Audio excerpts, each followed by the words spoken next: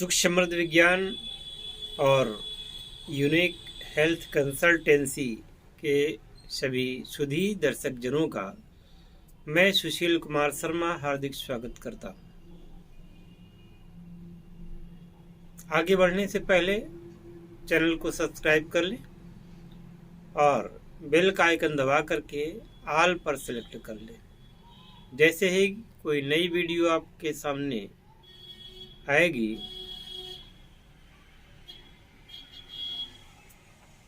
वो तभी आ सकेगी जब आप ऑल पर सिलेक्ट किए होंगे, यानी कि नोटिफिकेशन ऑन हो जाएगा। तो आज मैं शरीर के बारे में बात कर रहा हूँ कि इस शरीर में क्या तत्व हैं, कैसे तत्व हैं और क्या काम करते हैं। यूं तो कहते हैं कि क्षितिजल पावक गगन समीरा,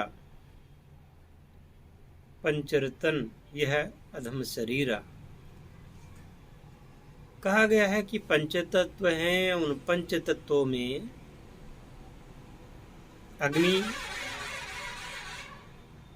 आकाश, पृथ्वी, वायु और जल, 5 तत्व हुए। ये तो तब कहा जाएगा जब ये स्थूल रूप से आप इसको देखेंगे। अब मूल रूप से देखने का क्या तात्पर्य होगा कि मोटे मोटे तत्व तो आपको गिना दिए गए कि क्षितिजल पावक गगन समीरा। हालांकि इसमें जो गगन शब्द है यानी कि आकाश तत्व है, उसे तत्व नहीं माना जाता, तत्व नहीं माना जा सकता। वो तो खाली स्पेस है, यानी जो चारों तरफ ये खाली स्पेस है, खाली स्थान, उसे आकाश कहते हैं। लेकिन शरीर की जब संरचना होगी तो वो स्थिर कहाँ होगा? तो आकाश में स्थिर होगा। जैसे पृथ्वी खुद आकाश में स्थिर है, वैसे ही आपका शरीर या मेरा शरीर है, कोई भी शरीर आकाश में ही किसी आकार को ग्रहण करता है। तो आकाश में वह हो जाता है, आकाश उसमें हो जाता है। तो ऐसे मान सकते हैं कि आकाश तत्व भी शरीर का एक हिस्सा है। अब आई बात अग्नि तत्व की। तो अग्नि तत्व जो होता है वह एक प्रकार की ऊर्जा है, और जब तक ये अग्नि तत्व किसी के शरीर में रहता है तभी तक उसमें प्राण रहते हैं। यानी कि शरीर में एक ऐसी शक्ति का होना जो जैसे ईंधन लेता है ना, अग्नि में ईंधन का डाला जाना और अग्नि का बढ़ना, इसी प्रकार से शरीर में भोजन का जाना और उस भोजन को पचाने का कार्य करना, वो आपकी जठराग्नि करती है। शरीर का जो सिस्टम है उसमें भोजन जब शरीर में जाएगा तो शरीर में पचाने की शक्ति को अग्नि कहते हैं। कहते हैं ना कि जब अग्नि मंद हो जाती है तो फिर भोजन पचने नहीं लगता। मंदाग्नि कहते हैं भोजन ना पचना।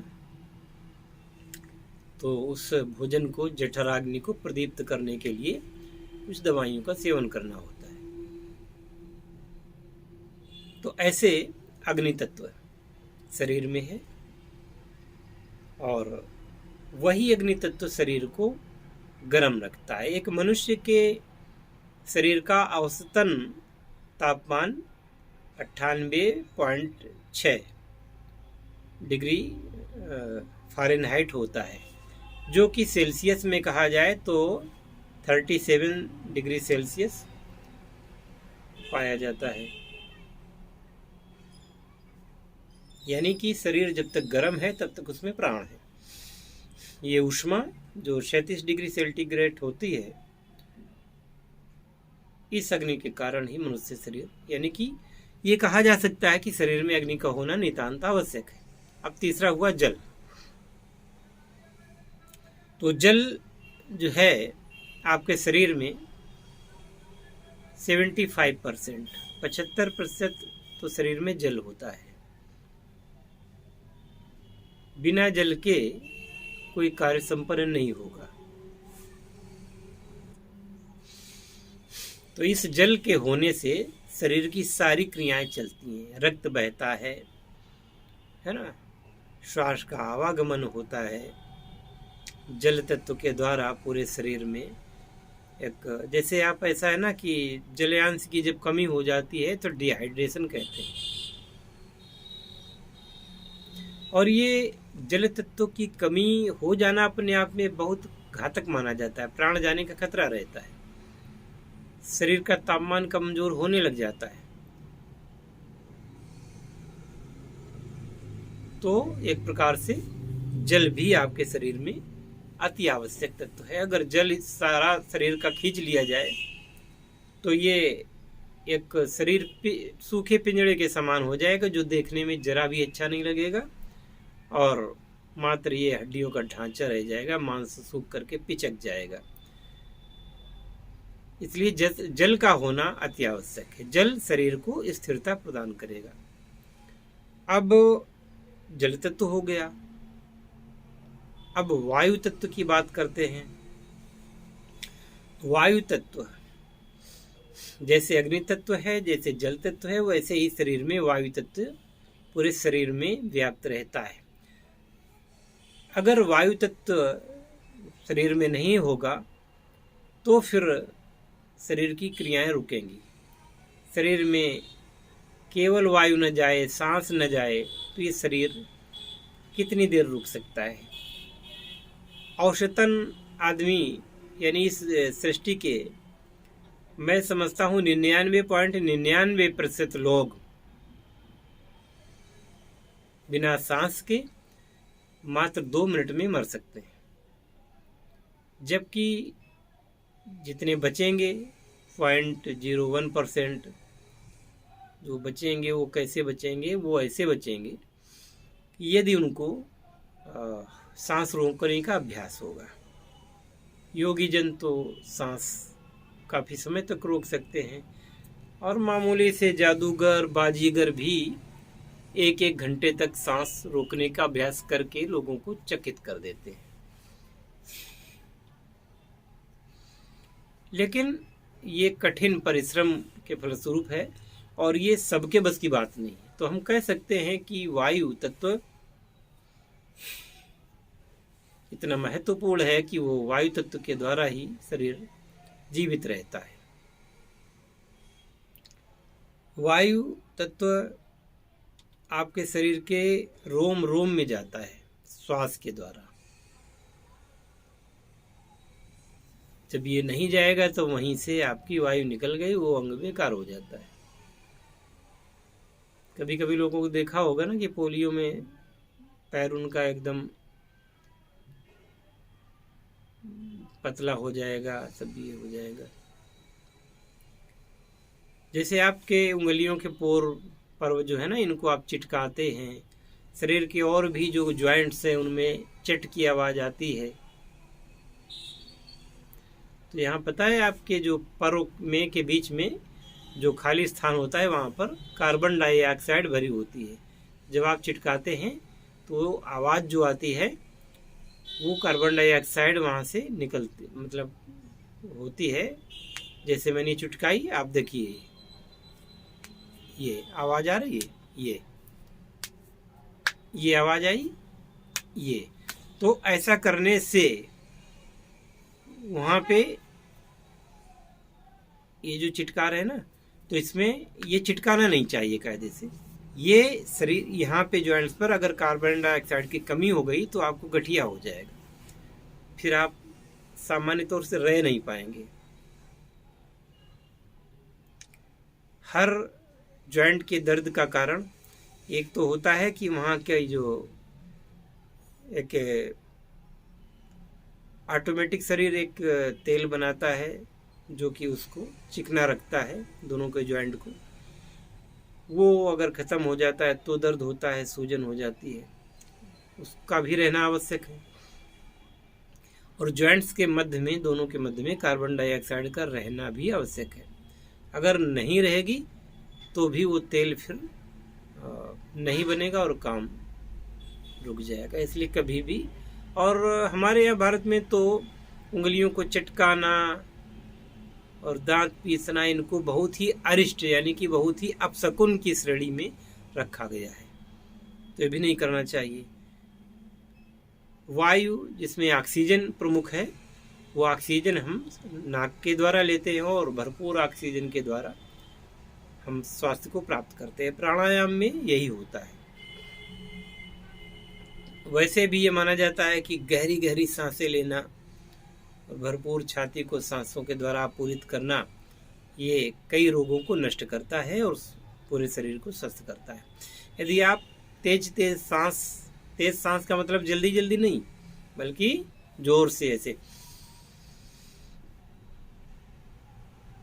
तो ऐसे में छाती फूल जाती है और शक्ति का विकास होता है। यदि आप ये ज़्यादा देर तक करते हैं तो आप में खून की जो समस्या है संचरण की, उसमें आराम मिलता है और भी कई लाभ होते हैं। अब रह गया क्या, मैंने बताया कि आकाश तत्व, जल तत्व, अग्नि तत्व, वायु तत्व बताया। अब पृथ्वी तत्व रह गया। तो पृथ्वी तत्व का मतलब है पृथ्वी में जो भी पदार्थ हैं उनमें से कोई भी, जैसे पौधा है या ऐसा है ना, तो वो पृथ्वी तत्व से खींचता है अपने अवयव जो कि शरीर को पुष्ट करते हैं। तो उन अवयवों में कई प्रकार के अवयव होते हैं, तो उनमें प्रोटीन, वसा, कार्बोहाइड्रेट्स, मिनरल्स और विटामिन्स होते हैं। तो अब बात करते हैं इसी पृथ्वी तत्व में हम प्रोटीन की। प्रोटीन की बात करते हैं तो प्रोटीन, जितना शरीर आपका दिख रहा है, ये टोटल प्रोटीन का बना हुआ है। शरीर में जितना जो कुछ भी है आज की तारीख में, ये हमेशा भी, तो शरीर में वो प्रोटीन ही है।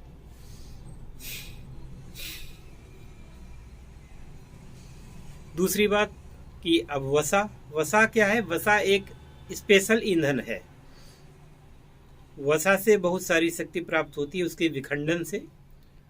और शरीर में जो चिकनाई का काम, शरीर में जो लावण्य, सुंदरता, ये वसा का काम होता है। साथ में कार्बोहाइड्रेट से कई गुने ज्यादा ताकत वसा देती है। और कार्बोहाइड्रेट क्या है? ये कार्बोहाइड्रेट जो है ऑक्सीजन, कार्बन और हाइड्रोजन, ये तीन का सम्मिश्रण होता है। H12 इसी प्रकार से तीनों में एक रेशियो होता है कि दो तत्वों के तो 12-12 अणु और परमाणु, और एक के 6 परमाणु, ऐसे करके ये बनता है कार्बोहाइड्रेट। तो उसमें उसका जब विखंडन होता है तो उससे शक्ति प्राप्त होती है, काम करने की शक्ति प्राप्त होती है। जैसे कि लोहे के इंजन हैं तो उनमें शक्ति मिलती है डीजल, पेट्रोल से, गैस से। ऐसे शरीर को शक्ति मिलती है कार्बोहाइड्रेट से, काम करने की शक्ति। मोटे तौर पे ये मान लीजिए। और इसके बाद आता है मिनरल्स का। बहुत सारे ऐसे शरीर में सूक्ष्म मात्रा में मिनरल्स पाए जाते हैं जो धातु उपधातुओं के होते हैं। और इसके बाद में आता है नंबर आपकी विटामिन्स का। तो विटामिन कई प्रकार की होती हैं, A, B, C, D, E, K, और भी कई प्रकार के विटामिन्स। तो ये शरीर क्रिया विज्ञान में इन सभी का विशेष महत्व है। सबका जो समायोजन है, सबका जो एक उचित अनुपात है, शरीर को स्वस्थ रखता है और शरीर को बली रहता है, सुंदर रखता है, शरीर को निरापद रखता है। आप गूगल से एक डाइट चार्ट निकाल सकते हैं कि प्रतिदिन शरीर में सभी तत्वों की मात्रा कितनी जानी चाहिए, उसके स्रोत क्या हैं। जैसे कार्बोहाइड्रेट का स्रोत गेहूं है, चावल है ना। प्रोटीन के स्रोत में जैसे कई प्रकार की दालें हैं, है ना।